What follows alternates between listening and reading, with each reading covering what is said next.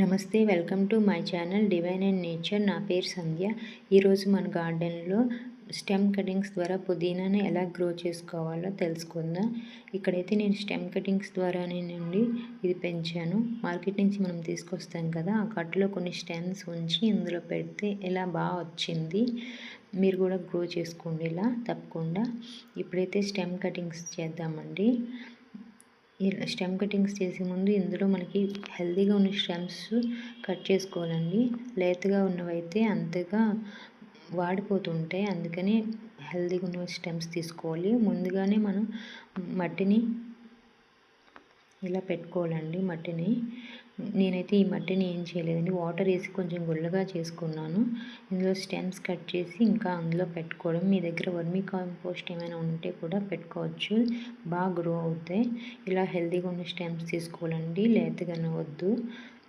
ఇందులో ఇలా తీసుకున్న స్టెమ్స్కి కిందన మొత్తం ఆకులు తీసేసి కొంచెం పైన చిగురు ఉంచుకోవాలండి. మీకు అది కూడా చూపిస్తాను. అలా చిగురు పెట్టుకోవడం వల్ల వేగంగా గ్రోత్ వస్తుందండి. మొత్తం ఆకులన్నీ తీసి ఓన్లీ స్టెమ్ పెట్టడం వల్ల గ్రోత్ స్లో వస్తుంది, కానీ అది కూడా గ్రోత్ బాగానే ఉంటుంది. ఇలా చేసుకోవాలండి. ఇలా చేసుకుని ఇప్పుడు మనం ఆల్రెడీ ఉంచిన మట్టిలో పెట్టుకోవాలండి. ఇలా దీనికి ఏం కాదండి, మట్టిలో ఇలా అదిమి పెట్టుకుంటే సరిపోతుంది.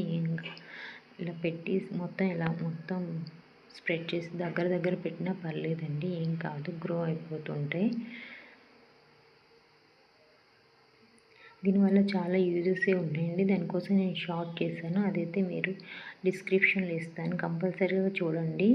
ఈ వీడియో మీకు యూస్ఫుల్ అయితే తప్పనిసరిగా మన ఛానల్ని సబ్స్క్రైబ్ చేసుకోండి. ఇలా నాటుకున్నాక వాటర్ స్ప్రే చేస్తే సరిపోతుందండి. రోజుకి ఒకసారి అయినా వాటర్ వేసుకోవాలి. అప్పుడే 2 వీక్స్ తర్వాత బాగా గ్రో అవుతుందండి. ఇప్పుడు వింటర్ కాబట్టి 1 టైం చేసినా పర్లేదు. అదే సమ్మర్లో అయితే 2 టైమ్స్ కంపల్సరీగా వాటర్ స్ప్రే చేయాలండి, అప్పుడే బాగా వస్తుంది. ఎక్కువ ఎండ ఉంటే నీటిలో కూడా పెట్టాలండి.